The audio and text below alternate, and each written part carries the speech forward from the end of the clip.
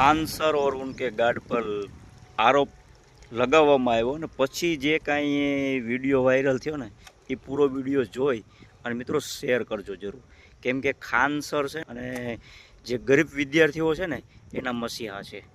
ખરેખર તો જો આવા જે સાચા અને નિષ્ઠાવાન વ્યક્તિ ઉપર જ્યારે આરોપ લાગે ને ત્યારે આપણે વિડીયો બનાવવા પડે છે. પહેલાં મિત્રો આ વિડીયો સાંભળી લ્યો ને શેર કરજો. ખરેખર ખાન સરની ઉપર જે આરોપ નાખવામાં આવ્યા છે, એના ગાર્ડ ઉપર આરોપ નાખવામાં આવ્યા છે, તેના માટે તમારે શું કહેવું છે ને એ કમેન્ટ કરજો. नहीं है तब तक एक बॉडीगार्ड को क्या करना चाहिए? क्या वो किसी आदमी के ऊपर फायरिंग किया है? क्या वो चोरों की तरह छुप के फायरिंग किया है?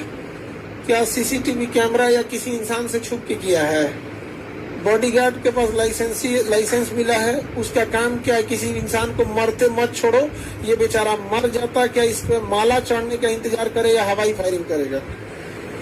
क्या उसने हवाई फायरिंग किया कि नहीं किया है? किसी से छुप के किया है?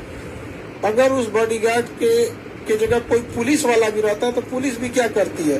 हवाई फायरिंग करती है. जैसे पुलिस आ गई है, बॉडीगार्ड का काम खत्म हो गया.